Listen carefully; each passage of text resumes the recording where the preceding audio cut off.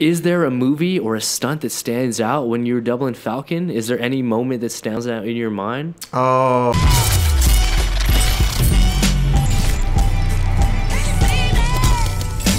What's up, guys? Today's guest is a professional fight coordinator and co-owner of Joining All Movement. Please welcome to the JAMCast, Mr. Aaron Toney. What's up, AT? How you doing, brother? Man, good, man. I'm finally here. I was gonna say, this is really funny because one of the hardest guests to get was the co-owner of Jam. So you guys are welcome, you know? It's hilarious. To extreme lengths to this, man. But yeah, you, it's no surprise to me that you were gone, but where did you just get back from? You were up in Canada, right? Oh, yeah, man. I was up in Canada. I was working on Altered Carbon Season 2. Ah, okay, dope. And who was, what were you doing up there, and what capacity were you working? So I was up there as not only the fight coordinator, but I was the lead double for this year's Kovac. Oh. So Kovac is a very interesting character. He's not, well, last year's character was a different person, but this year we have Anthony Mackie. And so he is this year's Kovac. And a little backstory on Altered Carbon. Everybody's sort of existence lies in these little things called stacks. Yep. And so you can put those in your neck. Those are literally implanted in your neck, and your consciousness is in your neck. Okay. So this year, it's a black guy. I was going to say, man, that's really cool. And what's cooler than anything is that you got to go work with Anthony, who I know you've had like an incredibly long-standing career with, and you've had the great chance to double him on tons of movies. Yes. What was the first one that you doubled him on? Do you remember? Yeah, the first movie that I ever doubled Anthony Mackie on was called, it was Abraham Lincoln Vampire Hunter. Oh, and my that goodness. That was back in 2007, I believe. 2007 or 8. No, it was 2000. It was the first Vampire Hunter? First bet, it was only one Vampire So Hunter. it was 2010. Thank you, 2010. Because wait, 2007 and 8. It was 2010. On... And the only reason why I know that is because I worked with you on the movie before and right after Vampire Hunter, I believe, right? Oh, was that when we did, are we talking about Twilight years? Because I want to say, all right, so let's go through the timeline, guys. So really quick, though. Yeah. Before we even go through the timeline of the movies we worked on, yeah, I think the people need to know how we met. I knew this was going to come up. Okay, you know what was really funny?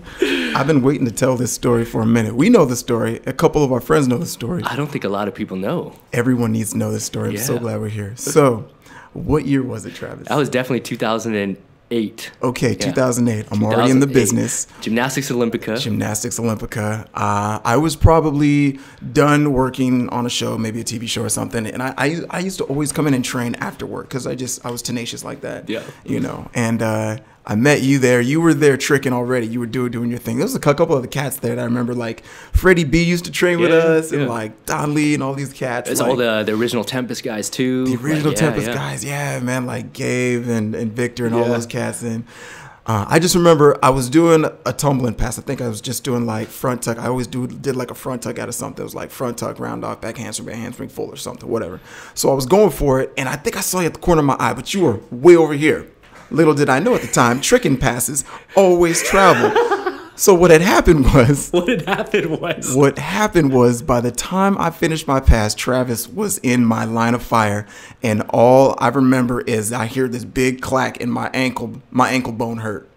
And Travis was sitting there holding his head. I had back handspringed him in his head. I back handspring kicked him in his head. Back handspring is a kick. It is fully a kick. Yeah. I just remember landing, I did touchdown raise, cork double leg, because I was spamming those, and as soon as I landed, I just felt, whoom! I got your jaw, huh? And I was like, yo, what was that? And I remember I stood up, and my jaw just started swelling up. I'm sorry, and I was like, yo, what just hit me? It was a foot. And it was a foot, man, yeah. And to this day, I've never seen a back handspring executed, but I know it works. It totally works. If we were to ever use it as some choreo, it's going to work. That person needs to wear a helmet, though, if I was to ever do it again. And it is so funny to look back on and know that that's the first time we ever interacted. And then shortly thereafter, what's funny is I would just see you training at the gym. And then before long, what's crazy is you were on my first run my second run, my third run. How crazy is that, how bro? crazy is that, bro? That like before long, my first 3 movies were with you. So the first one we did together was Twilight Breaking Dawn. Yes, that was in Baton Rouge, Louisiana. With Jeff Amata and John Koyama. Yeah, Koy. And fight coordinators was Pong and Guillermo. Yes. Yeah. I love those guys. Those guys are amazing, by the way. They are both doing really big things. I think Pong just finished directing a movie, and Guillermo is always, I always hear stuff through the grapevine about him. I'm sure he's fight coordinating, doing big things. Oh, yeah. And I've talked about that exact show on this episode with Adam Hart, because that team had so many talented people. That's crazy to think about. Insane, right? Yeah, Adam was there. Freddie B was there. It was you, me. I'm just going off the list, bro. Rich Citrone. Anish Sherfa. Yes. Anish. Kofi Yadam. Kofi was there with us. Kofi Elam. We had both Kofis. You had John Valera, Christopher Brewster, Holland Diaz. Dude. Matt Rigetti? We got everybody. bro, I'm going through like we haven't even touched on the girls yet. We had the squad. Bro, those were the guys, bro. Like and I'm sure we're like even blanking on Sam Locke, Lateef Crowder. But we had at the time, who else did we have? Bridget Riley was with us. Yeah. Who I was like, oh my God, we got Bridget Riley. We have Bridget Riley with us. We had Karen Silvestri Coy. Yeah. We had KK. We had Kira Lee. Yep, Kira Lee, who Allison is like a ghost. That girl's a ghost, man. She works all the time, but she's like a ghost. It was insane, man. We had so many talented people. And then our rigging team, we had Roel, we had Mike Lee, we had Jason Domenico, and Hugh O'Brien. What an A team. Yo, I literally to this day I tell everyone that was like my Avenger stunt team, because seriously, I got to learn from every single person on that show. It was crazy. It was a crazy time. I remember doing a move. I was working with, because you know how we had to put together these little pod fights, and I just remember background fights. We had sorry. For anybody, let's keep it real. We was background fighting. For anybody doesn't know what this means, they're little vignette fights that no one really sees, but they're in the background. So that's basically what those are. But basically, I was working on a fight with Rich Citrone and some other people, but I remember I was like, Rich, just his hands are so fast. I was like, Rich, just go ahead and do something really quick and like sweep my leg. I'm gonna do a reaction, but I want you to like hit my leg and make me like, you know, spin. And he hit my leg so hard that it made me do a double spin. And I forgot who saw it. Somebody was like, how'd you do that? And I was like, I didn't do that on my own. Rich hit me so hard that it made me spin again. Dog. That was a crazy show for so many reasons. Like, I think the craziest thing to me was that we were in the middle of Baton Rouge with nothing around us. Secondly, we would start every Monday at 6 a.m. Yeah. But because we were working 17, 18-hour days and then our 12-hour turnaround, by Friday, our call time was like 5 p.m., 6 p.m. So we're literally starting mornings at the beginning of the week, working into nights on Friday, Saturday, sleeping Sunday, back to mornings on Monday. It was the craziest thing, bro, because we were working nights. Nice. I was like, why are we here during the day? I was like, I was like, why? What did we do? No, but it ended up working out because there were things that needed to be worked out with rigging and stuff. So we would come in during the day, hit it hard, you know, rehearse, do wire gags, and then we'd go away for a little bit, and then we'd come back at night. And usually we'd be sitting around unless they needed us for like pod fights. And we really worked hard probably the last 2 weeks of the show, really. So it was a blessing amongst anything to be around people and train and just kind of hang out. And dude, anytime I get to work with guys like that, it's just like, I just count it up to like more experience on the list, you know. Totally. It's incredible. I did some of the first things I ever done like on full features was on that show, you know what I'm saying? Okay. Like my first feature on a film was on that show.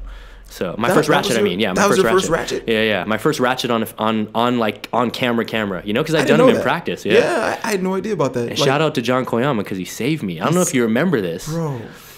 They put me on the line, and they're like, "All right, we're gonna go." It was the Amazonian girls. We're gonna grab me and give me an uppercut from hell, you know. And they're like, "All right, there's 4 8-inchers. Count the first 2, and you should hit between the 3rd and the 4th one, you know." Yeah. So I'm like, "All right, set." Boom! 1, 2, 3. I was still super high in the air because I was like $130 probably, like 130 pounds. They probably underestimated my weight, you know. I was the lightest one there. And then I just remember looking back, which you shouldn't ever look back on a ratchet. I looked back and I was like, "Oh, don't do that." But then I'm like, "Oh, don't do that." And then I hear John Koyama going, "Ah!" And he's running with an 8-incher through it, and I hit the 8-incher, bro. No way. He saved me. 100% saved me, man. Koyama's got basketball legs, man. Koyama, dog. Koyama got them basketball legs, so he's a ninja like that. He's like, "I got you," always, man. He got my back, bro. Yeah. And one of the other things I'll remember on that show was I'll never forget. You were the first person I ever saw do an air ram to dead man. You know what's really funny about that is I actually just had to do that gag again on this show. I was like, I'm never doing this again, and that's probably the last time I'm doing this again because I'm kind of like this is probably gonna get out at this point, but I'm kind of thinking about not really retiring, but I think I definitely want to dial it down. You've been telling me this for years. You're like, hey, when you want to fight coordinate, bro? And I'm like, I still got it in me to perform. But I'm getting to that point where it's like, hey, I want to still be able to perform, but I don't need to do like the hard gag. So for all you young brothers out there, don't worry, your time's coming. It's gonna be great. You know, because I'm still want to perform, but I also want to be creative. So I'm definitely leaning more towards being more creative at this point. I'm at that point where personally I still have the itch to perform. You can still make a lot of money performing, but I don't need demo reel clips. Exactly. Does that make sense? Like, I'm down to do something that's memorable, that's going to be on film forever, but I don't need demo reel clips at this point. So, like, if it's something I've already done, I'm pretty good, man. You're like, it's I don't need no more stair falls. I don't need no more car hits. I don't need no more ratchets for no reason. It's fine. So shout out to the next generation, man. Shout out to the next generation, honestly. And then you know what? Saying that, there's a lot of guys and girls up and coming that I would love to, like, just help out. And when you see me in the gym, I'm always kind of like closed off and I have my headphones in and stuff. And, you know, I'm getting to that point where I'm like, all right, it's time to start opening up a little bit and start helping out a little bit. That doesn't mean everybody come in droves, but I'm just saying, you know, like, if you have a question. By the way, that may be like a 1 week window before he flies out of town again. No, Chris, I'm like, I'm out. I'm leaving. Nope, I'm not staying here. No, exactly. No, man. but, you know, I definitely, like, there's people like Chastahowski and Dave Leach and, you know, Damon Carl that have brought a lot of us up. And I just want to start giving back, you know what I mean? I feel like I've been doing that a little bit, but I think I'm at a point in my life, in my career, where I can start doing that a little more sort of effectively now. Yeah, 100%, man. Yeah, 100%. So, you've been in this game for a while. So before we go forwards and talk about where you're at and where you're going, we got to go back all the way. So, yo, Paul, pull up can you scroll down on that page? Da-da-da. Oh, here we go. Pull up Pirates of the Caribbean, Doug. Oh, my goodness. So if I'm not mistaken... Oh, hey. The first job that you actually entered the industry on and got tafted was a little small movie that I heard had very small residuals. Yes. Yeah, called Pirates. So please tell me the story of how you entered the industry on one of the biggest blockbuster franchises of our time. Okay, well, I'll tell you, it was, man, I could roll back to like it was yesterday.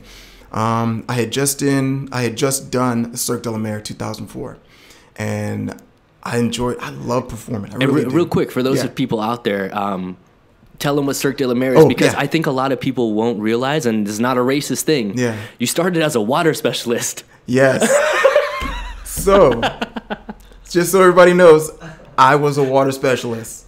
Surprise.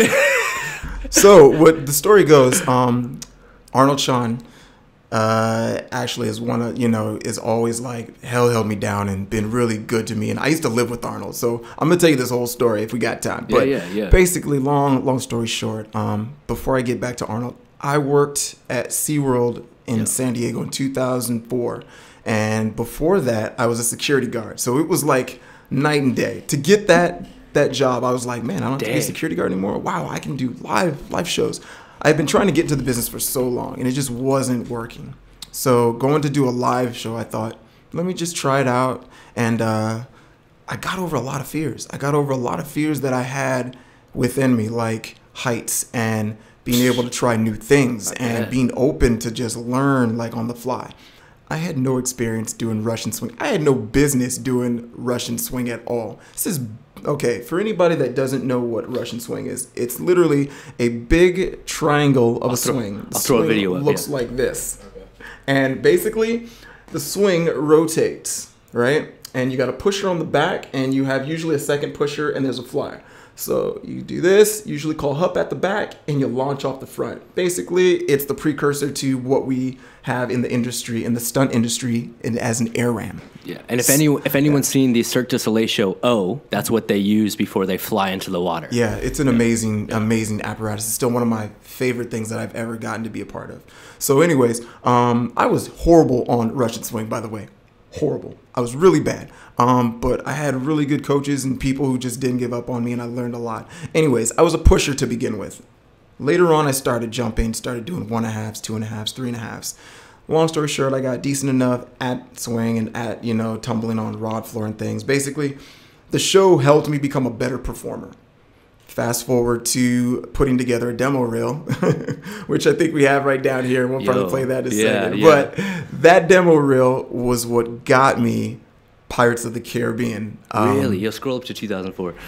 Yeah. Okay. It got me Pirates of the Caribbean Dead Man's Chest, which is the first SAG feature that I ever worked on. Oh my God, that headshot! Look at. Ugh. And so when you put together this demo reel, what was your goal? Was just to display all of your skills and all of your different things? Yeah, all the things that I was good at. Yep, there's SeaWorld. We had a little Valley College clip earlier in there. Oh man. Where's this at? This was at a little gym that doesn't exist anymore in Santa Clarita. And it was the gym where the Alpha Stunts team used to train. Kerry Wong? Kerry Wong, one of my oldest mentors, big bros. Yeah. And if you saw that front tuck round off side flip, that's the gym where Andy Lee trains. No way, Orange County. Yes, and he remembered. He saw some of my really old clips. I was like, "You used to train at JAMCast?" I was like, "Bro, yeah, I used to train before you were still in diapers, bro." That's wild. Wow. So there's the Russian swing. There's Russian swing. Yeah. So that's the act I used to do, and I was not the best at it. You never done Russian swing, but did you have a background in acrobatics? Or? I was a background. I was literally a backyard tumbler, as you can see. I just would come up with stuff on the floor. I would do some of the weirdest tricking passes over at LA Valley College. Like really weird stuff, and like stuff that I created, like back handspring, like kip, front kip pose, that was me being like a Power Ranger. But no formal training. No real no. Yeah. I had formal training with gymnastics with Mike Washlake. Shout out to Mr. Mike Washlake. Oh, Mike over at Valley College. Yes, love that man. Yeah, no, he's great. But yeah, oh man, this takes me back, bro. Yeah, it's crazy. Back in the day, look at this. I know. Tall guy doing this is so wild. Twist. God. Dang. Bill Stunt Service. So you put together this reel and you pass it over, and then you just get the call? I got the call, yes. Wow. Yes, I got the call. And because Arnold was like, just turn it in, bro. Just turn in, put together a demo reel and turn it in. I was like, dude, I'm not SAG, man. Nobody's going to hire me. And he was like, just turn it in, AT. So I did, and I got a call. Wow. And I met George Marshall Ruge, who gave me my SAG card. Bless that man's already decided to take a chance on me, and I got my SAG card. And it was really interesting because I went into his office. I think I had just finished working a night shift or whatever. Okay. I was a security guard again. Wow. And I was like, Holy post crap. circ, I was like, I got to get back into work. So I started working as a security guard. It was easy money. And I went to this audition or this interview. And he basically just wanted to make sure I wasn't an asshole. You know what I mean? Can I say that? Sorry about that. Yeah, 100%. Okay. He basically just wanted to know that I wasn't a jerk. You know what? Let me tell everybody something. In this business, you can have all the talent in the world. If you have a poor attitude, you're not going to get anywhere. Preach. It pays to just be an individual who opens their ears and listens, but at the same time is respectful of everybody else and other people's feelings and everything else. So it's just don't be a jerk. That's all. Don't be a jerk. I like to tell people that anyone can get hired for a day, but you want to go on these long runs. Yes. People only get hired if people want to be around you for that long. People are not going to hire you if you have a bad rep or someone just has a little quirk that people don't get along with, or you talk a little too much, or you won't last long. You're not social and you don't want to go out with people and have dinner. Yeah, these things all come into account. Oh man. Yeah. And I even have to watch myself because I'm very passionate about what I do. And at the same time, it's like I speak my mind, but at the same time there's ways of doing it. And so I've learned that in the past, how to use my words accordingly. Yes. You know what I mean? And it's really important. It's one thing to get frustrated and be like, you just don't understand and fuck this, fuck that. And it's like, come on, man. Like you got to communicate with different people, with producers and with, script supervisors and hair and makeup and all these people on set. You just got to be able to learn how to speak everyone's language, and everyone speaks the same language. They just interpret it a little differently. So don't get frustrated. And just choose your words. At the end of the day, you have to realize that we're just people doing our jobs, interacting with other people. And at the end of the day, we all go to sleep. We all wake up. We all put our pants on the same way. Exactly. And there's no department that's more important than another department. If you for some reason think stunts is more important than something like hair, You're completely in the wrong business. You're in the wrong business. This takes a village. It's a collaborative process more than anything. It's one of the coolest things about our business is that like every show, I feel like I'm a part of a family. Like you build this comfortability with people that you see every day on a regular, and it's not just like a normal day job where you see everyone, but it's like you really see the amount of work that they're putting in, and it's like, hey, what they're doing helps my process as well, and it all goes towards this overall incredible project. Yes, it's very amazing to go ahead and watch. Like I said, I just spent 6 months in Vancouver, and let me tell you something about the Canadian stunt community. I love our LA stunt community, the community out in Atlanta. They work really hard too. We all have these things that we do. Totally. Some might go ahead and say, oh, well, LA's better. No, Vancouver's better. No, Atlanta's better. I think we all have our strengths and our weaknesses. 100%. One of the strengths that I would say about Vancouver's stunt community is that the egos are this big and the heart is so much bigger. That's cool. These people, like, I think I've grown to really appreciate Canada because of that. Like, when I go out there, I can rely on people and go ahead and say, hey, guys, I need this. Oh, okay, AT, you need that? Yeah, we got that. Don't worry. We'll make sure that you have that. And when I'm on set or when I'm just in the gym pre-vising, people are taking care of things and making sure that things are already done before I even get there. It's really amazing. I'm like, I really don't have to say much. Yeah. And so I appreciate that. So thank you, Vancouver stunt community. You guys are amazing. Appreciate you guys. Miss you guys. But like I said, that's just one sort of region's strength. When you talk about LA, honestly, I think we have some of the best talent out here. That's our strength. 100%. We train vigorously, and people say that when they come out here because people will fly out here just to train for a week or two and then fly back home. Literally, people come out here to train. They're like, man, I heard this is the place to be. Well, it's not just because it's the place, it's because of the energy. Energy is a real thing, and I think our gym is one of those gyms that is very, very special. Just like 8711 is special. 100%. You go to Tempest, that's special. They're all special for their own reasons. I think we have a very good vibe of just come in and just play. Yeah. You know what I mean? Yeah. Like, you go to 8711, you know that you need to go ahead and put on your, like, big boy or big girl pants because you're going to go ahead and get put to work. When you go to, like, Tempest, there's kids and, adults who are trying things. Everybody's, like, trying to one-up each other because they want to, they want to come up with the newest trick or whatever, you know what I mean? But that's the vibe, and that's why LA is ahead of, I think, a lot of other places with that strength in mind. Yeah, I agree. I agree. And it's not to be a cocky or a conceited thing by any means. Yeah. I just think that we live in a city where collectively a lot of people choose to move here. Like, LA is a city that's on everyone's map at some point to move out to. Yeah. So as a result of that, we ended up getting world champion martial artists. You got world champion writers. You got guys from all aspects from around the world that all come to one hub, one city. You know what I'm saying? Yeah. And so, it's almost by default. Yes. But at the same time, like, we're lucky that we have people that continue that trend by putting in the work. It's great because I think it pushes all of us. Like, I'm 38 now, T. I'm 38 years old. Yeah.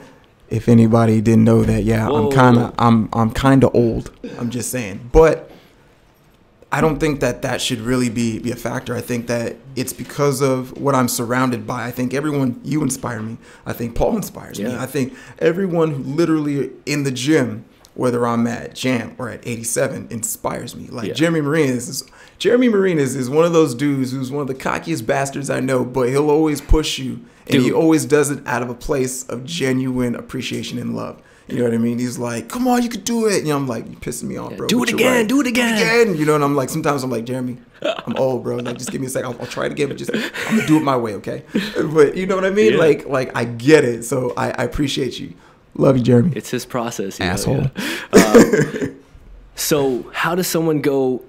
I mean, I know your titles and credits, and if you don't, go on IMDb and look up Aaron's name because it's a laundry list. But after Pirates of the Caribbean, what starts happening next? Like, how do you start transitioning from your first show to all of these things that you've done, all of this doubles positions, all the suit work and stuff, like how do you start transitioning from there? It was really a very quick process that I didn't even see happen until I looked back recently and I actually never really looked at my credits until maybe a few years ago. I was like, wow, I've been quite a few places. You know what I mean? But right after Pirates, I jumped on a show called Rush Hour. And I got to work with one of my idols, Jackie Chan. It was surreal. And you're doubling Chris Tucker. I doubled Chris Tucker. So get this. We were back at Geo, which is where me and Travis met. I'm back at Geo training, and in walks Brad Allen. I'm like, wait a minute. Oh, wow. It's Brad Allen. Like, hold up. For those of you that don't know, Brad Allen, the only Caucasian ever on the Jackie Chan stunt team. Yeah. And second unit director for some of the biggest movies like Kingsman. Oh Continue. Yeah. So, yeah. Brad Allen is a genius among, like, other people. He's on another level, honestly, to me. But he's recently recruited people like Chris Cowan to work with him, who is another genius. So it's nice to see them work together. Back to the story of Rush Hour 3. Sorry, I get sidetracked because I love this stuff. It's all really exciting. I met Brad Allen at Geo, and he's like, hey, man, hey, how's it going? You know how he's really quiet. If you've ever met Brad Allen, he's very, like, calm and reserved. Hey, how's it going? You know, I just wanted to know, I see you working on your kicks. You're really good. And, you know, I think we might need a double for Chris Tucker. So, you know, send me your stuff and we'll see if we can get you in. And I'm sitting there amongst Brad Allen and the Jackie Chan stunt team. These guys are amazing. Like, I just watching them. Like Mong Cha, who's a Korean, like, Taekwondo guy. Like, a really good buddy of mine in Korea. And then Wu Gong, who was like a Shanghai Wushu champion. Like he was amazing. And then there was another gentleman, Han. And then there's Mr. Han. Mr. Lee, actually, is one of Jackie Chan's oldest stunt doubles, and I believe he still works with him. Wow. Mr. Lee is probably, I would say, maybe in his early 50s by now. I would think he is. When I worked with Jackie on Rush Hour 3, he was 52, I believe. What? Jackie was 52. How old is Jackie right now? I know he's old because, like, my uncle's his best friend. Yeah. So I know they're similar in age. The only reason why I know that Jackie was 52 is because he told us. He was like, I'm 52. And he's 65. Yeah, that makes sense. It was amazing to watch a 52-year-old man do half of the stuff he was doing. That's crazy, yo. Go back and watch that movie. He's 52 doing those fight scenes. 52 doing these fights. And I watched him take a table to his chest when he fights Zhang Ziyi in the there's an office, and it's him and her fighting, and Jackie gets a sword and she's fighting with him, and he does a flip over the thing, and like I think a table comes at him, he's supposed to duck it. I saw the table come and hit him, and I was like, damn, this man is 52 and he was killing the game already still. Bro, some of the stunts in there are crazy, dog. Jackie doesn't play, man. And I'm, you know, this to credit, I've never seen anybody besides him or Wu Jing work as hard as they do. Going back, I'll talk to you guys a little bit more about Wu Jing and whatchamacallit. What's the movie we did? Wolf Warrior 2. I'll talk about that later. But back to Rush Hour. So Jackie would do some of the most interesting things because he has doubles. Yeah. But also Jackie gets in there and does as much as he can. Of course. But another thing that I saw, and no one really knows the story because this isn't really known, but Jackie Chan once doubled one of his guys. Like he doubled, okay, there's a fight at the very end of the movie. The guy's in white. Yeah. Jackie came in, put on a jacket, and was fighting with Chris as one of the guys. As one of the random ND guys. As one of the random ND guys. Wow. No one knows. It's in the movie. I'll when we pull it up, if we ever pull it up, I'll show you where it is. But I was standing there and I was like, this man just threw on a jacket and decided to hop in there and did the ND part. And the reason why is because I can talk about this now. I don't care. There was an individual who was hired to be a stunt guy, and he wasn't a stunt guy. He was hired by the director's friend. They said, hey, can you give him a part? He wants to work. And I was like, we've seen this happen many times. We've seen this happen. So this happens every now and then. It shouldn't happen, but it happens. So long story short, this guy got hired. He wasn't very good. Really nice guy. Martial artist, but has no idea how to fight. They throw him in. Jackie really isn't happy about it. We're all not happy about it. Brad's definitely not happy about it. Jackie does something about it. Grabs a jacket and he says, move. Hops in and does the fight with Chris. One of the coolest things I have ever seen. That's insane. Jackie would go ahead and sweep up around set too. He was just that guy. He's never lost who he is regarding that he's working and he makes millions. Yeah. He's still who he is. He's still part stuntman, part Peking opera guy, part, actor, singer. The man is amazing. There's no one like him. No, definitely not. Definitely not. He's a living legend for sure. Truly. There's a reason why my man gets paid $1 million an appearance. Heck yeah. Yeah. Oh yeah. Rightfully so. He's earned it. Yeah. He's earned it. Mad respect to Jackie Chan and Andy Chang and all those guys who have ever been a part of that team and are an alumni. That is a prestigious group to be amongst. truly. Yeah, that is crazy, man. Yeah. So damn, so your intro was Pirates of the Caribbean straight onto Rush Hour, man. Yeah. It's an insane start. Now, Yeah. one of the things that you've really like become known for over the years, in my opinion, and the reason why I want to have you on here is to talk about two different aspects. So first aspect I want to talk to you about, stunt doubling. Yeah. And this is obviously a credit to your incredible talent and skill, but you've had the opportunity to double a majority of the African-American actors in the industry. But who are some of the main ones that you double? I know we touched on Anthony Mackie earlier today. I've doubled Eddie Murphy. I've doubled Chris Tucker, Chiwetel Ejiofor, who was in whatchamacallit. He was in like Doctor Strange, if anybody knows who he is. I've doubled who else have I doubled? Chris Brown. Oh yeah. And a movie called Takers. About that. Take It. Yeah. You do the window crash. Takers. We did the from the LA Times building to the parking structure onto a car. Yeah. We did a whole transfer. It was a really fun day, actually. Dang, that's cool, man. Yeah. And so obviously one of the people that you're probably best known for doubling and who we kind of touched on earlier was Anthony Mackie, yes, who you've had the incredible chance to double throughout the Marvel Cinematic Universe as a little character named Falcon. Yeah. Can you pull in one of those pictures, Paul? So I got to ask you, man, like, is there a movie or a stunt that stands out when you're doubling Falcon? Is there any moment that stands out in your mind? Oh, you know what? Now that you pull up that picture, I can pull up a stunt that definitely, to this day, has never left me. I don't know if you can see this, but this elbow has literally right here. There is an old wound from a stunt that I did on this actual movie. And it was because of my costume and human error as well. But I had Is this the fence one? 13 stitches. Is that the one? Oh, it's not that one. This one, when it happened, was something that is in one of the trailers for Winter Soldier. It's when... It's not the one where you broke your elbow pad. No. This one, this is literally... as you can see, I can't wear elbow pads, Yeah, you actually. can't wear elbow pads. But yeah, me and Mr. Sam Hargrave, man. Yeah, man. That's so what happened on that one? So what happened was Winter Soldier uses a grappling hook, and Falcon's flying around, and he grappling hooks Falcon and pulls him literally to the deck.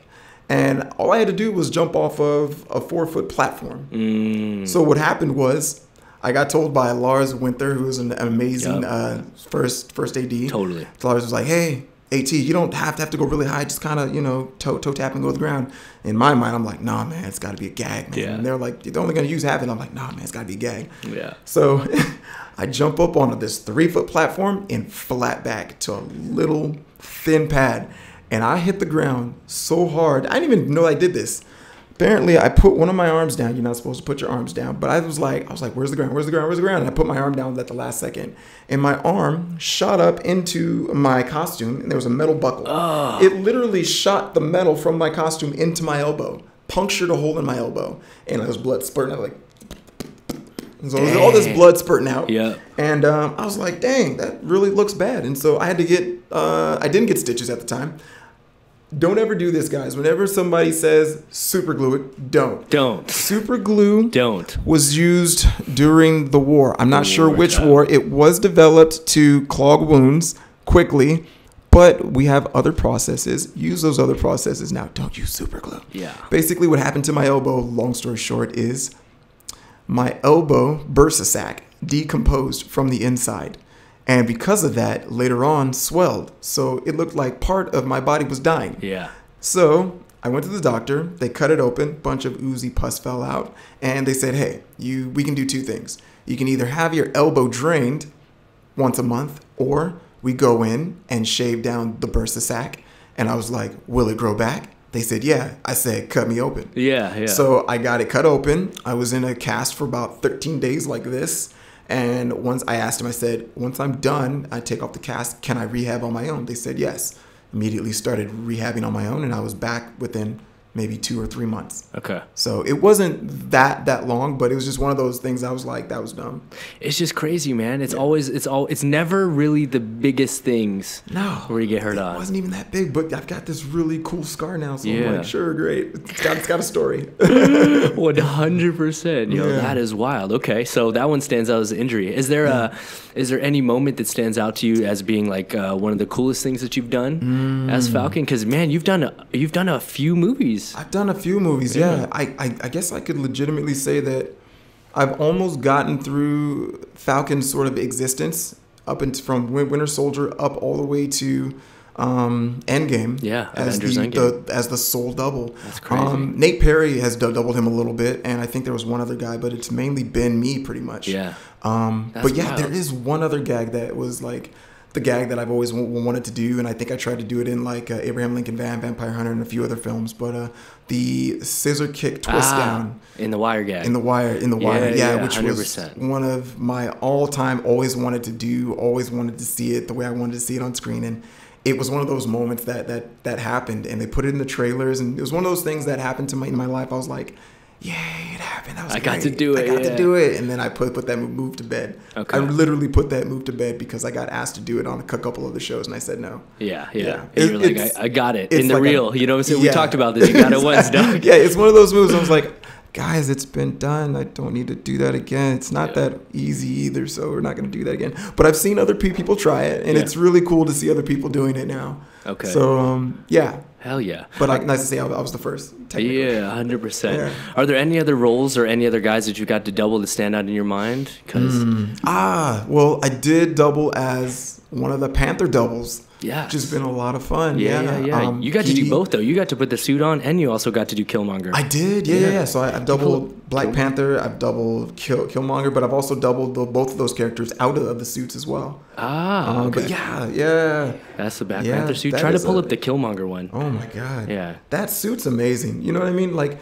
I think the new Black Panther, all the dots, yeah. Shout out to Michael B., man. That man is a specimen. He looks great in those dots. Like, I just look like I'm just kind of in the dots. So that process, though, like, are those individually laid on your skin? No. So what they do is they have appliances, and that is the sum of probably, let me see, 1, 2, 3, 4, maybe 4 or 5 appliances. Okay. And the makeup, the special effects makeup department does an amazing job, and that was definitely a process, because to put all those dots on somebody like every day, is crazy. But as you can see, they actually had patterns. So they definitely had a process of making sure that all of those dots were in the right place, because you got to shoot every day with Michael B. Jordan, so they got to be right. How long was that process to get those on? To get mine on, probably about 45 minutes, I think. Okay, it's not too bad. It's it not gets too bad. Streamlined. That's pretty good. Yeah. And then I got to put on a wig. I got to put on the wig and the beard and stuff. So it was probably like, maybe an hour and a half. Okay. Altogether. That's not too bad. That's not too bad at all. I mean, we've all had much longer in the chair. Oh my God. Which brings me to another point of, okay, so that was an hour and a half, but I worked on a little movie that I forgot about called Norbit. Oh my goodness, yeah. You worked on Norbit? I worked on Norbit. I doubled Eddie Murphy as Respucia.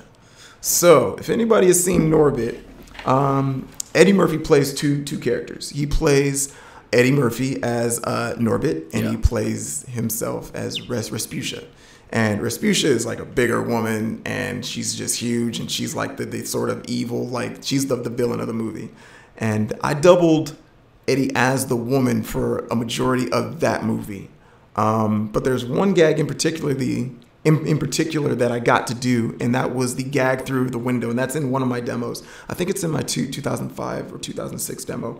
But there's a ratchet through a window. Respucia is literally, I guess, Eddie comes home and as Norbit, and he's been out on a date with like Tandy Newton, and Respucia's sitting there, and she's like pissed. And the next scene is Eddie getting thrown through a window to the deck. So like I went through the window at Universal Backlot, that very suburban area. Totally. Yeah. So I went through the window, through a banister, down into the grass. And bless Brian McLight, who that was my first introduction to Brian, and we've been friends ever since. Yep. And Andy Gill. Andy Gill. Okay. Andy Gill was the coordinator, and bless that man's heart. He's amazing. Anytime I work for Andy, you're gonna do gags. Yeah.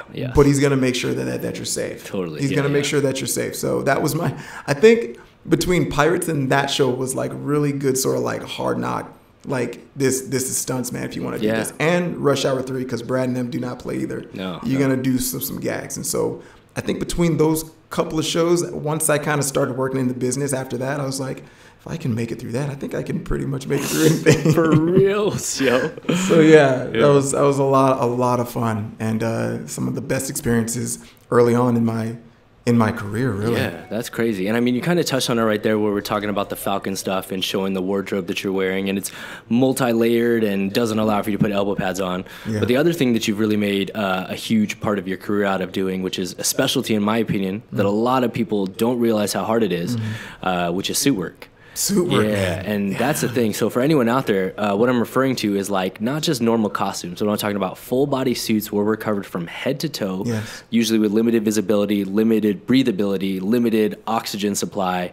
And I mean, it's hard. It's one of the hardest things ever. It is one of the hardest things. And shout out to Derek Mears, who just recently was doing Swamp Thing, which got canceled, unfortunately. I don't know why. It's an amazing show. I don't know if any of you guys know Derek Mears. I don't know him personally, but I know of him. Yeah. Oh, my God. This man is amazing. He's done some amazing work. I think he's worked on Swamp Thing, Predator, a couple other movies, but suit work is hard, and everybody expects you to come in, you come in at scale to do suit work. No, don't come in at scale doing suit work. It's hard, guys. Yeah. It's really hard. If you're newer in the business, but still know your worth, know that when you put on a suit, you are locking yourself into limited visibility, like you said. Yeah. You're not going to be able to breathe properly. And a lot of times you're going to be asked to do things that you could normally do without a suit, but now you got to do it with a suit on. So you've got to figure out a way to do it. Yeah. It's hard. It's very hard. And that brings me to another point of Power Rangers. Yes. My God, if anyone knew how important Power Rangers was to like pop culture and to sort of, I think my style personally as a performer, Power Rangers is a huge part of my whole overall as I am as a performer. And so it was a real, oh, there it is. Yeah, it's a picture from Power Rangers on when we did it over in Canada. But those suits were not easy to work in. They looked really cool. But man, that was not the easy. That was an interesting time. They're never easy, dog. It's never easy, bro. I've had so many suits. They're like, oh, we made this change. We made this change. I'm like, cool. It's gonna be hard. You're like, great, thanks. You know what I mean? But you know what was funny about these? I'm gonna get back to Alpha Stunts in a second. The shoes that they originally had for the Ranger suits for the 2017 movie were not the best. We had Chucks. The suits were made by Weta. It was amazing. Yeah, like Weta makes. I mean, look at these suits. Like that's really hard to do. Like all of the detail on these suits. These guys did an amazing job. But the one thing that I didn't like were the shoes, and I complained a little bit. And I asked our coordinator Larry Lamb if I could research getting us better shoes. I did. I researched a pair of Nike Frees that were very pliable, but they were light and they would conform to whatever they needed to put around them. So we didn't get the suits till maybe a month before we had to do the actual finale fight, which really sucked. But as soon as I found the shoe, I took them to the guys and girls over at Weta, and I said, you guys, this is what we would like. Can you please take these back to your shop and build us better shoes? And they said, absolutely. And I was really appreciative of that because that scene on the clip was really hard to do. And you're not even seeing half of the stuff that we actually did. There's way more fun stuff that we did with that fight that will just never be seen, unfortunately. Cutting room floor. Cutting room floor, as always. Yeah. Hell yeah. So what was your first suit introduction, though? Was it Kamen Rider? Yes. That brings us back to Alpha Stunts. So I worked on the Kamen Rider Dragon Knight pilot. Okay. With, what's his face? Alpha Stunts.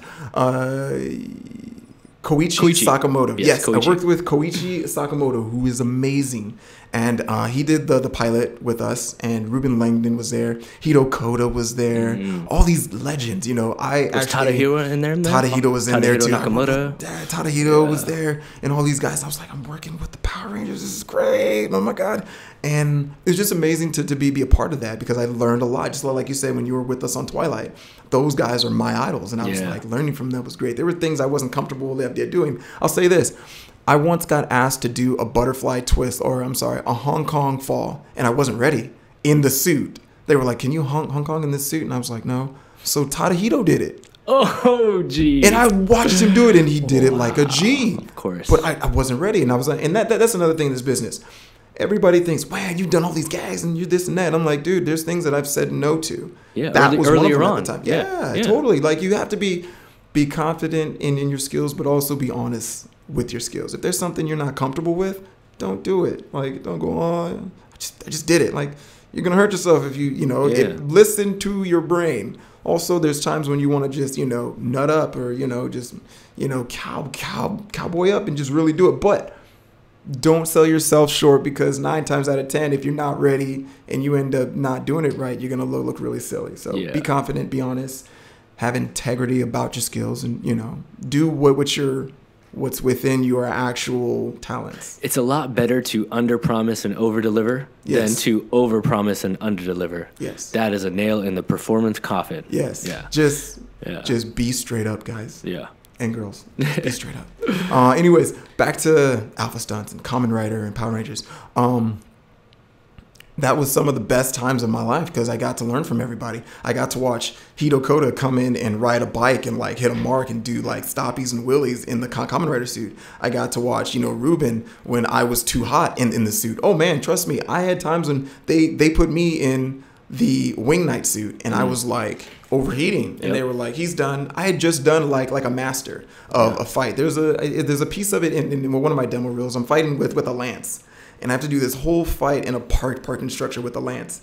And Koichi made me do a master, literally like 5 times. And I was dying in the mask. I could not breathe. He made me do 3 straight. He was like, again, and back to 1, again, back to 1, again.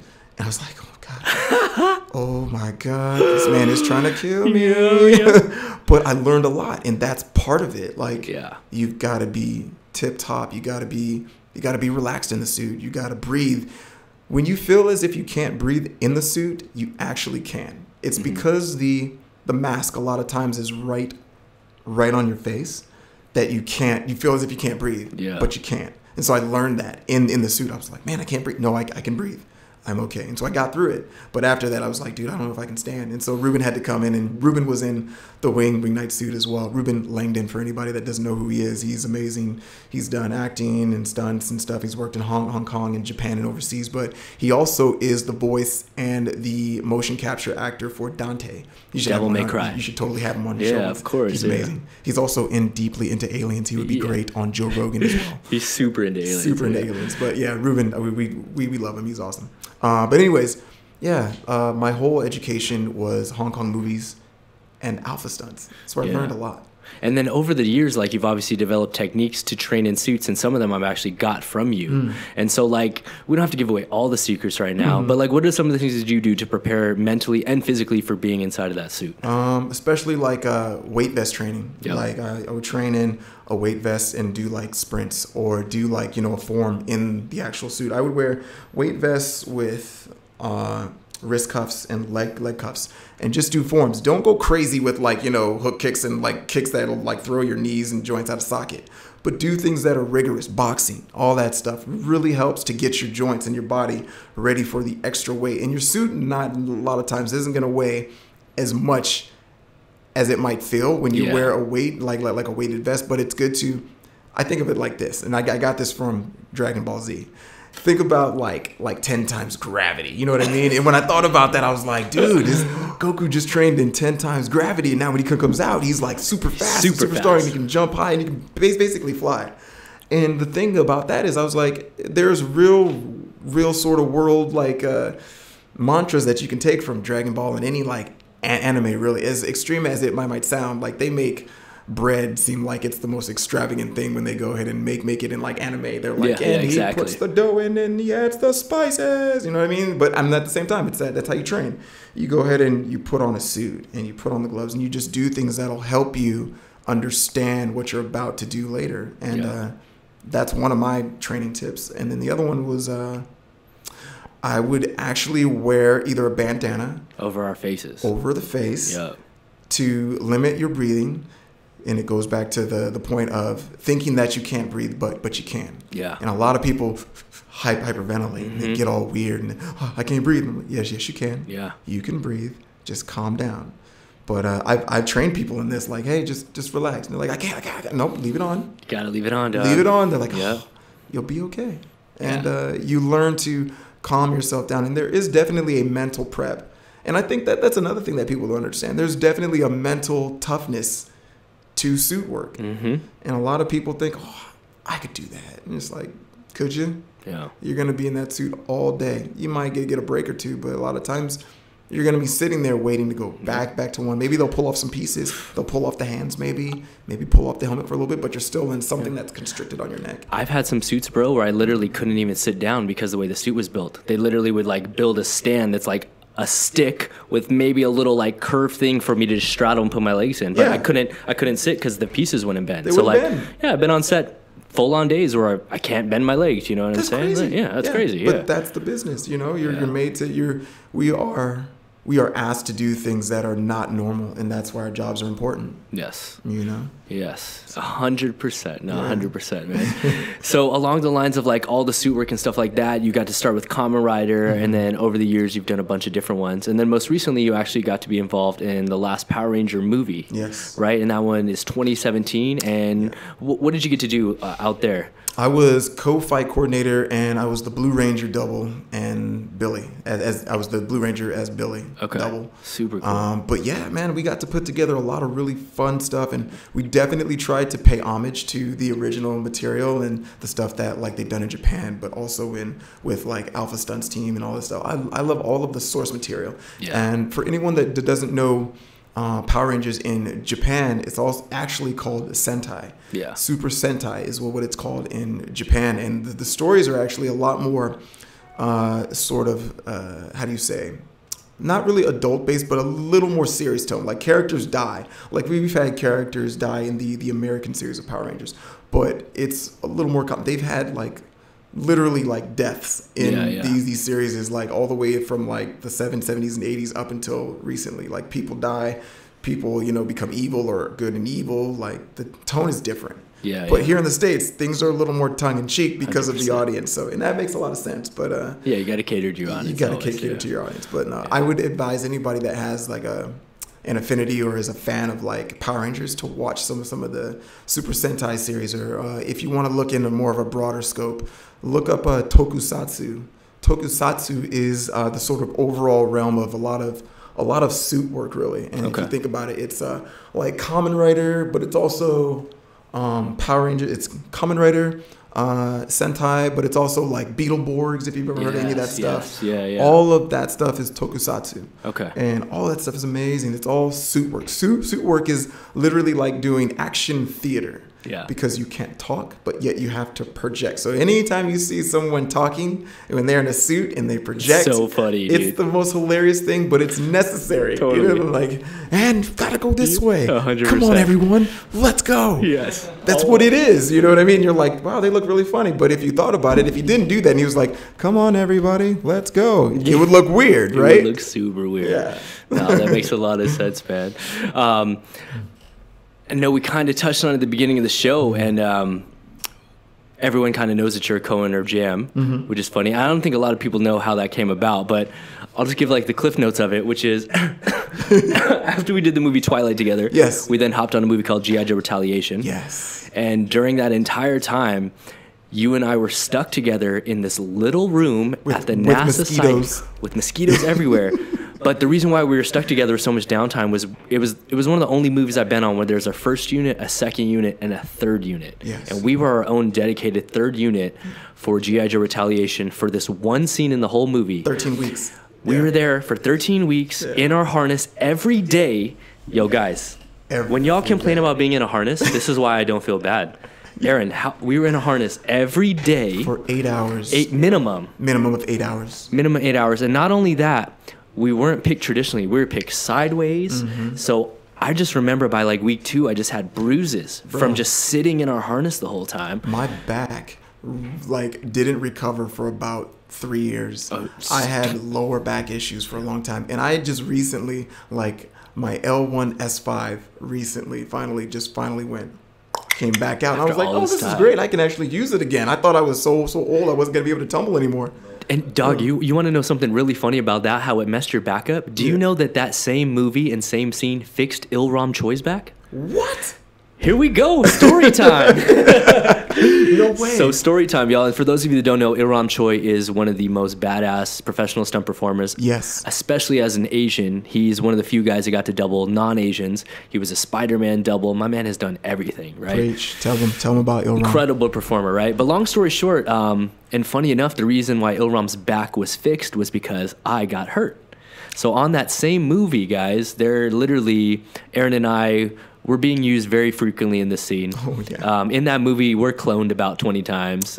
It's me and Travis a lot of the time. Yeah. Then we luckily had the help of Victor Paglia, they flew out, and Yoshio Azuka, and Kerry Wong. Yes. So we got to get them in the mix on a little bit. But for the majority of it, me and Aaron were being used 24/7. We were Red Ninja 1 and 2. Yeah. I was like, who's doing this gag? Aaron. Who's doing this gag? Travis. Yeah. Damn, man. And it was crazy. also because me and Travis were there the majority of the time, along Yes. with Arnold and a couple others. But me and Travis knew the majority of these gags. So that's why we ended up doing so many. It was unlike any other wires I've ever ridden in my life. Because I can go on to another set and be like, okay, all right, this is cool. That took a learning curve for sure. Oh, without a doubt. Yeah. So fast forward to literally, we've rehearsed for maybe a month. We get to the first day of camera testing. We're not even filming. Yes. First day of camera testing. I won't tell all the specifics. Long story short, we're on wenches going at each other fast as fuck. Oh, yeah.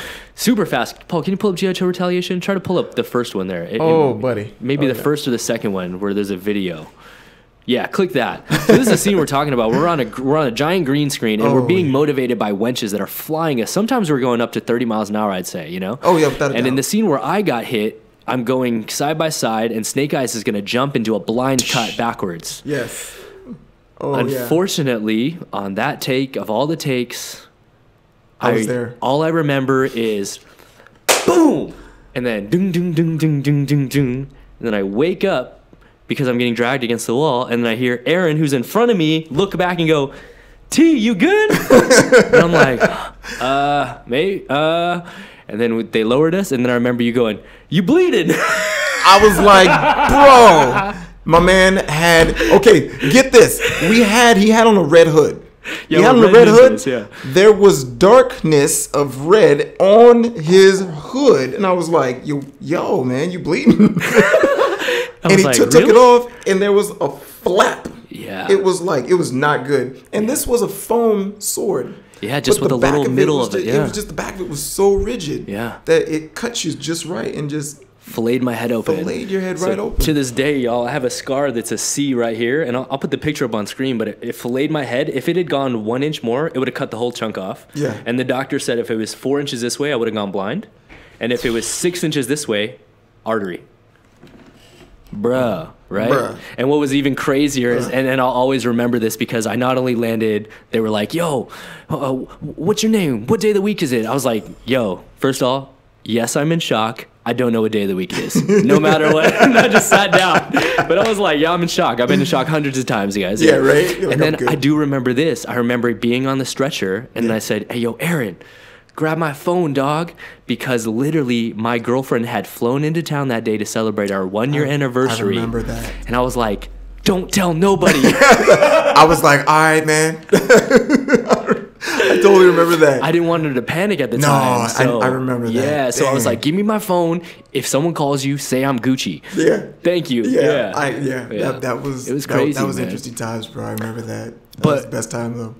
Regardless of the injury and my insane bad luck on getting hit in the head on that one, we were stuck together for like 3 months, 4 months on that project. Yeah. And every day we were in this room, and I would just say like, yo, Aaron, dog, I know you've been to White Lotus, right? I want to get a bigger gym. Yeah. And I just kept telling you like, I want to get a bigger gym. Yeah, and like, man. I want to have a foam pit, and I want to do all this. Yep.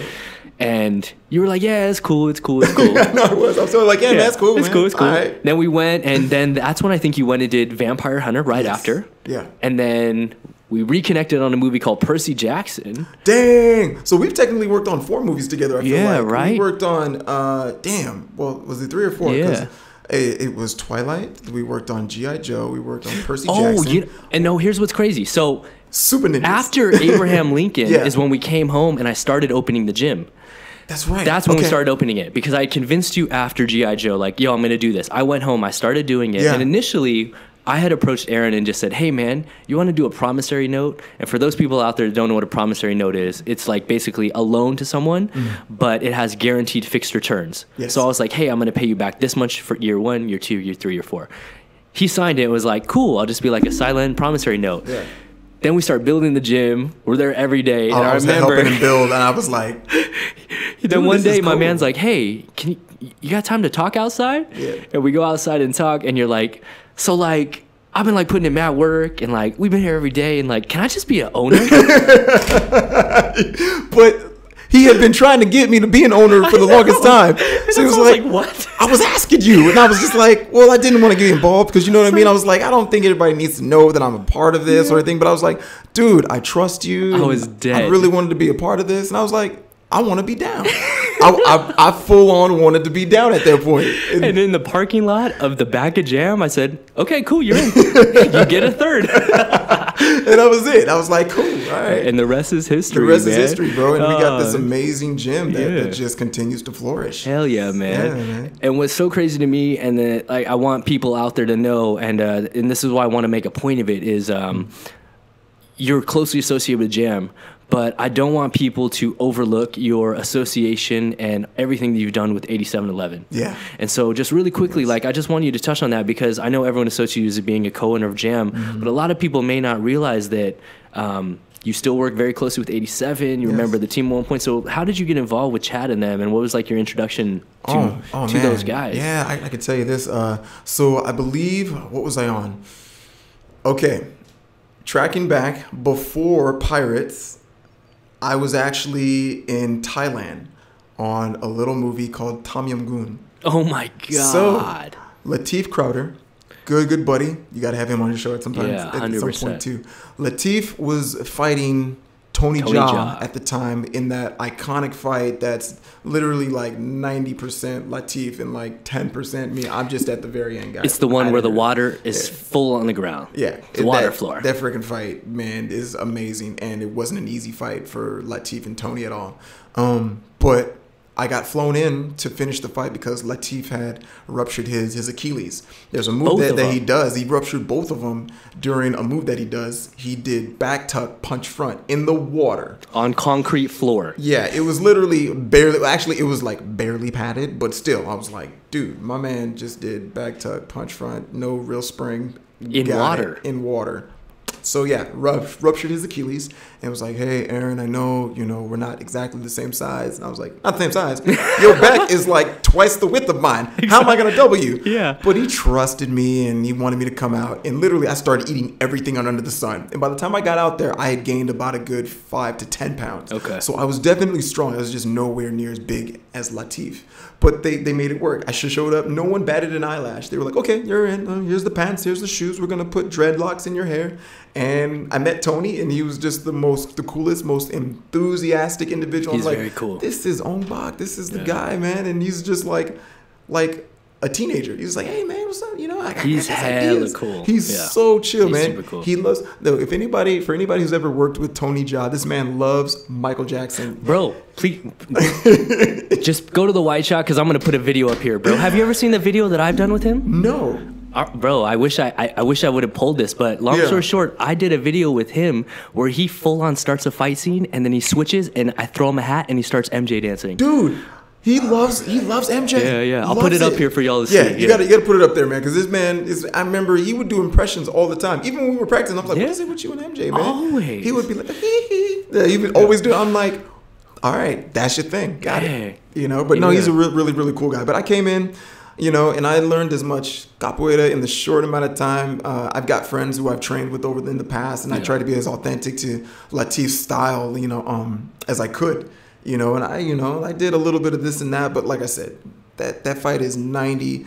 Let's say this: that fight is 99% Lateef, 1% me. Just so everybody knows, because I was barely at the end of that fight. I get 720 in the face. That's about it, really. Okay. And I do like an al batito and like some other move, but that's it. Okay. Anyways, but yeah. Like I worked on that movie, and I think I was over in Thailand still, and John Valera calls me back to the story of how I got into 8711 because we went on a tangent about Tom Yum Goon. So John Valera calls me while I'm in Thailand and says, hey buddy, how you doing? You know, I was like, oh, cool, man.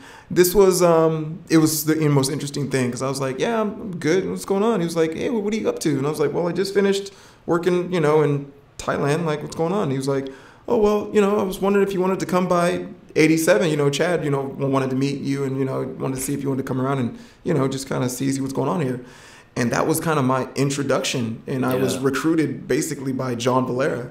And John Valera recruited a lot of us. A lot of people. Myself, Jackson Spidell, Kim Doe, like all of us, Jeremy Marinas. I was going to say, he definitely had a say in Jeremy and Anise and Danny saying, without a doubt. Like, JAV is the one who's found a lot of us. Mm-hmm. So, you know, testament to him. Thank you, John, for bringing us in and bringing us together, because I learned a lot at 8711. Like, I walked through the door, and it was kind of an eye-opener about how bad I actually was. I've started working in the business already. I've done Tom Yum Goon, and I've started working on Pirates, and I was like, okay, I'm doing all right. And this is really funny because Chad, the first thing he says to me, we had been training for a little bit, he's like, you punch like a girl. I was like, oh man, dang. It just shook me to my core. I can't punch.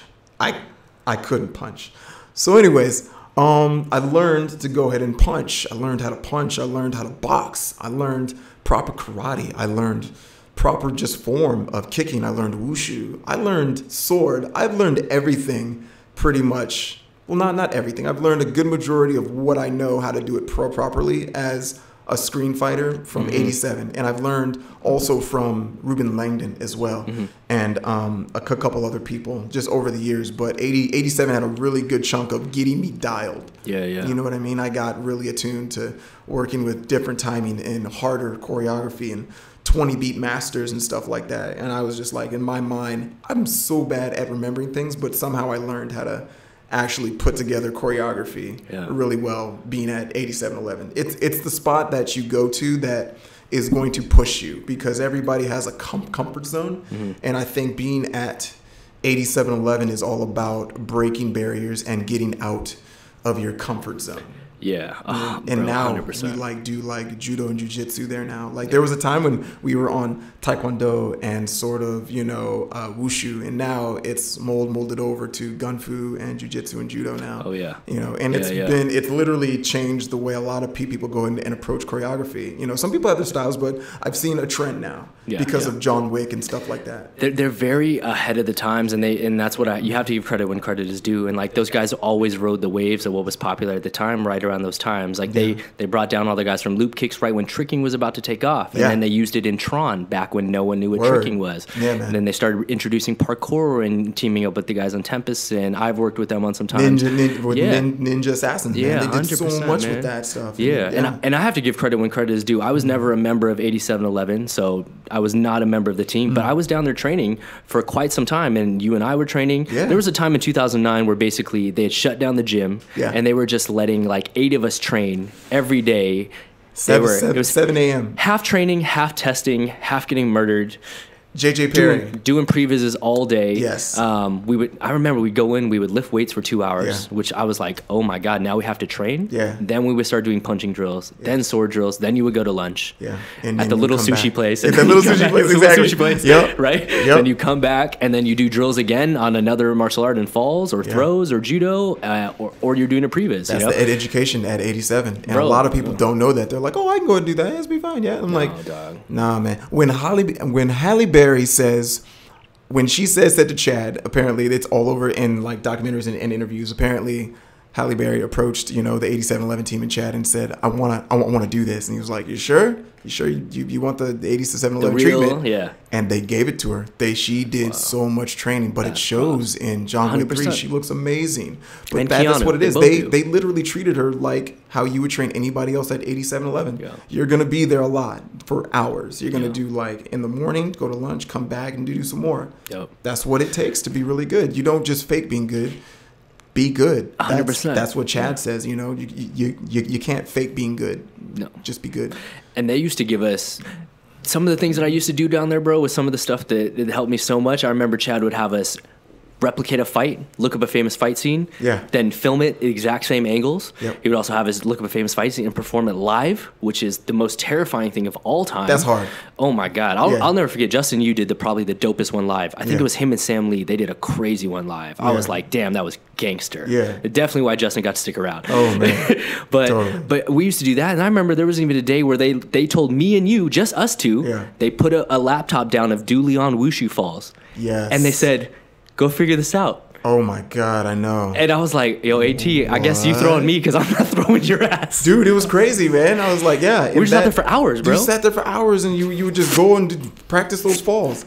You're like, all right. I was getting roasted, bro. Dude, it was crazy. Yeah. But that was the time to R&D and train, and it developed all of us. Yeah, shout out and credit to those guys and everything they've done with Action, man. Hell yeah, man. Shout out to 87, man. Yeah, much love to 87, man. Yeah, man. And so real quick, man, and the last thing that I really want to kind of get your advice on, you've given like invaluable advice and tips, but you're one of the few guys that we've had on as a guest so far that not only works very frequently, but you also have to balance having a family and 2 kids and a wife. Oh man. And really quick, like you don't have to get too deep into it, but I just kind of want you to just kind of like give insight to everyone out there that maybe people that are, you know, in Paul's position right now who doesn't have a family yet, and then maybe there are some people out there listening that do have kids like you. Bro, what have you learned over the years, and what's like the greatest advice you give to people that don't have a family, and then to people that do have a family? Okay, so to people that don't have a family, Paul's listening. So definitely take advantage of the opportunities. Don't waste your time. Learn as much as you can, but don't be afraid to go out and experiment. That's the biggest thing, because right now is your time. Yeah. And that's very important, the term your time. So I'm going to get back to that in a second. Your time can be spent doing as many things as you want. Like Travis's, I mean, we talk about all the time. My man, we have a gym together, but yet he's got a side hustle of, you know, doing podcasts, and he's doing his own thing with like clothing and all kinds of stuff. And we're always talking about other avenues and other ways to expand Jam and stuff like that. That's all sidebar, but it's your time. So with whatever time you have, spend it valuably, but also enjoy life.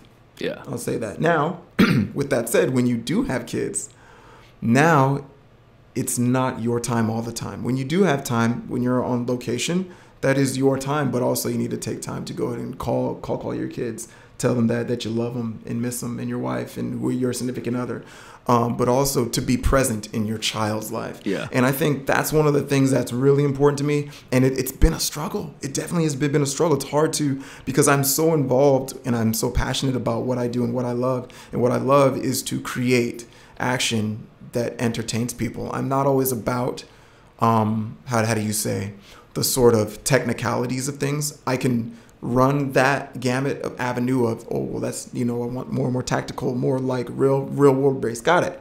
But my avenue as far as action that I enjoy doing is more fantasy based, a little more flamboyant, a little more broad, a little more spectacle. That's what I enjoy doing. Not that I can't do the other stuff. It's just what I enjoy doing. That's just me. Anyways, back to what it is with your time, and when you don't have time, you have to balance that. You definitely have to balance out the time that you take to give towards your passion, but you also have to go ahead and step back and give a good chunk of yourself to your family. And so now that I've been home, it's like making sure I'm giving both of my sons individual attention, you know, because the last thing you want is, well, how come you're talking to him, you're not talking to me? Like, I've seen it. You know what I mean? Like my oldest is like, you're not hanging out with me. And I'm like, I'm hanging out with you, man. I'm talking to you right now. What are you talking about? You know, and you deal with that. Yeah. But I'll say this, it's all fun. It's all love. And just at the end of the day, just live and love, man. Like that's the best thing I can go ahead and say. Like, especially with like my wife and my 2 kids, it's like being able to come home healthy and happy and being able to play with them and run up and down the stairs and do flips for them. That's all I've ever wanted. Yeah. You know? And so it's very important. So once you do have them, just be ready to love them and enjoy them, man. Because my youngest is amazing. I mean, my oldest is amazing. He's a funny little guy. You've seen pictures. Yeah, he's hilarious. This dude is hilarious. I don't think he's gonna be a stunt guy. I think he's probably gonna grow up to be like some kind of like musician or artist or comedian or something, because he's hilarious. He's amazing. I can't wait to see what he does. Yeah. But my youngest is the most rambunctious, growly little gremlin I've ever met. His name is Tyven. But dude, he's like, his name means calm, but he's anything but calm. This kid is like, he runs around like grunting, like, No way. and he'll stare at you and he'll like run at you and try to tackle you. It's the best, dude. And he's walking, he's wobbling, and he's like testing the boundaries on like the edge of like the bed. Like he'll run to the edge of the bed and like fall down. I'm like, boy, are you messing with me? What are like, you doing? Yeah. I'm like, man. That's hella fun. So he's the one that I would think would follow in my footsteps if anything were to happen. I kind of hope he doesn't. I kind of want them to both do their own thing. Yeah. You know what I mean? But if they do, I'd be glad to like show them the ropes. Of course. For sure. But yeah. Hell yeah. Man, that is crazy, man. And for all of those out there, I think it's invaluable advice, but to be very honest, I don't know if anyone works as much as you, so who knows? But no, man, I really appreciate it, man. More than anything, dude, like, I appreciate you believing in me and investing in Jam. I appreciate all of the advice over the years, man. You've been an integral part of my career from my very first shows, my first injuries, to, you know, some of the first like problems and issues where, you know, you've seen me pop off on set and you're like, yo, chill, T, chill. Yeah, man. You know, we've been through a lot, bro. We've been through a lot. I truly appreciate you, brother. I thank you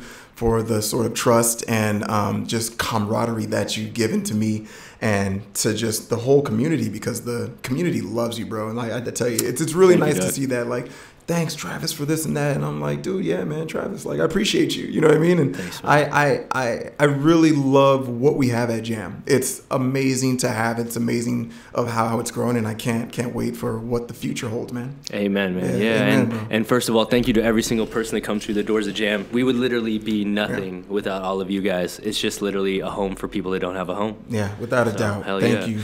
Thank you, everybody. Real quick, Aaron, before we get out of here, pull that mic in front of you, look into that camera, and shout out what your socials are so people can follow you online.